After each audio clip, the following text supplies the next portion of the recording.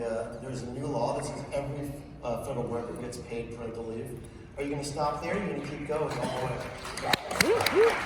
Thank you.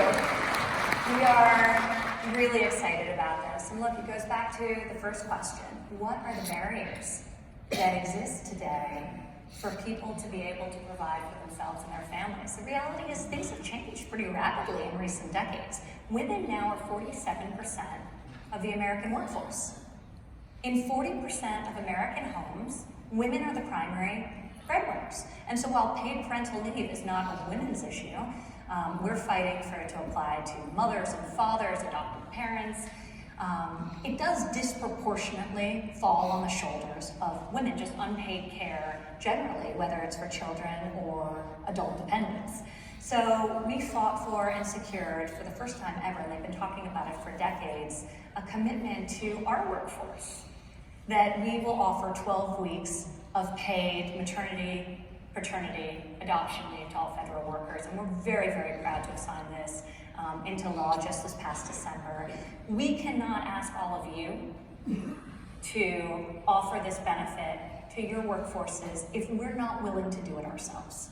We must lead by example, and we are the country's largest employer and are finally doing that. So we're quite excited about this, but we're not stopping there. So first of all, as part of tax reform, and many people don't know this, but actually the first national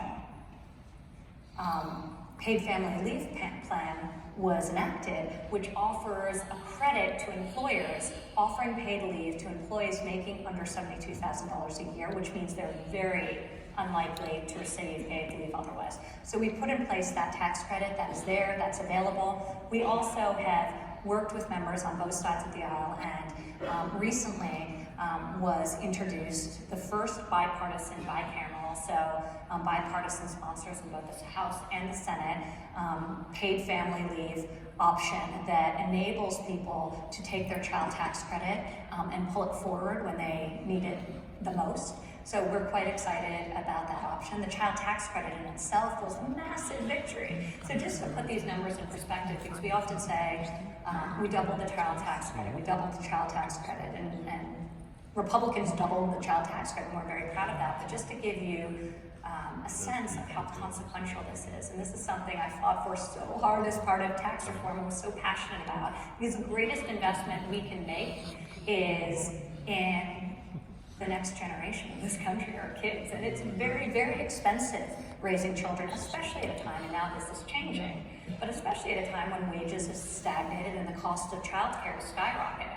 But in doubling the child tax credit in tax year 2019 alone, 40 million American families benefited, on average, $2,200 a family. It's remarkable. So we're very proud of that. Can I give you one other thing? Sure, I have some more questions. Childcare is enormously expensive, and we see how it is a major constraint to people being able to work, but not only being able to work, being able to excel in their careers. They can't take that promotion, they can't work more hours because they can't afford the care to do so. This administration in the past 2 years have increased the Child Care and Development Block Grants. It's the largest government program. It's money that's given to governors to offset the cost of child care for working Americans who can't afford it. We have enacted a 50% increase over just 2 years, the largest increase in the program's history by far, to try and make child care affordable and accessible. And the result of that, we just hosted an across the nation listening session with educators, with parents, with care providers. The result of that has been the elimination of wait lists in countless states across this country. So people who are wanting to work and are trying to get into childcare programs can actually get into the programs because the wait list has been eliminated, and we think that's going to have a tremendous impact in terms of workforce participation rates and opportunity for upward mobility. Okay. And I'm going to stop there. I have a few more, but I have a couple of quick pipeline questions. Yeah. So you actually recently succeeded in convincing Republicans to continue funding of historically black colleges. What are a couple of other things we could do to bring underrepresented groups into higher paying jobs? Yeah, I'm so glad you asked that question. HBCUs, minority serving institutions, are core to this country. They're some of the greatest institutions. And when you think about diversity in fields like computer science, like STEM, 30% of minority graduates that are working in STEM-related industries graduated from an HBCU. So they're critical to the discussion of diversity in industries that you all represent. So the president has been very vocal and long been a champion of not only funding and upfunding them, because we actually increased funding, but what was happening is they would get reauthorized every 2 years, every 2 years, every 2 years, and their funding was always in a state of flux and at risk. And that can't be for these core institutions, especially when the pipeline that they're helping support is so critical to creating inclusive growth. So the president fought for and I helped fight for and champion the passage of the Future Act, which not only, and as an aside, which I'm sure all of you will appreciate, simplified the grotesquely complicated FAFSA forms, but it also, for the first time in history, created permanence to funding for historically Black colleges and universities in this country. So that will never be at risk again. And I think that's a big part of the picture. Also, and another thing that we have to think about, that's higher education. Our pipeline in K through 12, in schools across this nation. One of the first actions we took, in addition to the president signing some legislation into law that supported women and minority in STEMs and in aerospace in February of 2017, he also, a couple of months later, directed the Department of Education to prioritize STEM and computer science education. And computer science represents a significant chunk, over 50% of all the STEM-related vacancies that exist today. So that computer science focus is critical. But he instructed Secretary DeVos at the Department of Education to prioritize ensuring that all students have access to computer science and STEM education. He committed a minimum of $200 million annually in grants that can be applied for by state superintendents.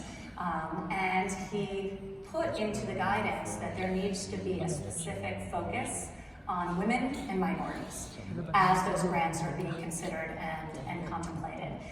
Separately, we worked alongside with the private sector, and I love always working alongside with the private sector because they really help us scale our ideas and bring thoughtful and fresh perspective to the table. But the day after we announced that, I traveled to Detroit. Again, Salesforce was part of this commitment.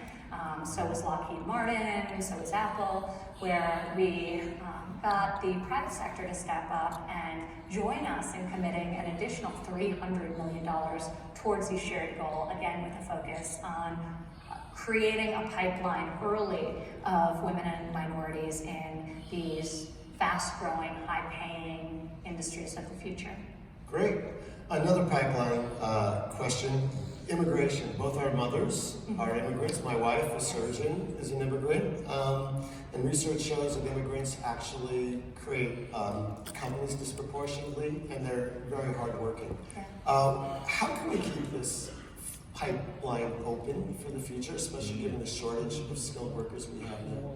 Well, the president said that he thinks it's absolutely insane that we educate immigrants from across the world, and as they are about to start their business, open their business, become employers, we throw them out of our country. It doesn't make sense. Our immigration system is totally flawed. If you compare our immigration system with that of our neighbor to the north, Canada, it makes no sense. So immigration, I think, would have bipartisan agreement that it needs to be overhauled and become relevant to both the jobs and the skills we need to attract to continue to grow and thrive. But it can't displace the investment that needs to be made in the core skills of marginalized Americans. So that's where we have to be careful. We need to do both. We need to recruit and retain the greatest talent in the world to help us grow and innovate, but we need to invest in American workers and reach over to the sidelines, draw them into our workforce, and equip them with the skills that they need to thrive. And we can't just seek to import that. Well, I know we have way exceeded our time guidelines, and I apologize for that, but it's obvious we have a lot more to talk about. I am so happy that you came here and brought your perspective. Your passion on the issue is contagious. I can say that personally. So thank you very much for coming and sharing, and I hope you get to see a little bit of CES and enjoy Las Vegas. And I look forward, on behalf of the industry, we want to work with you. We want to create jobs. I personally believe that no matter who is president in the future, these type of things that you're putting in place through your leadership, frankly, and your councils, and including the private sector, will and shall continue. They're very important. If we can't come together on this, we can't come together on anything. Well, the truth is they don't get a lot of publicity because they're not bipartisan.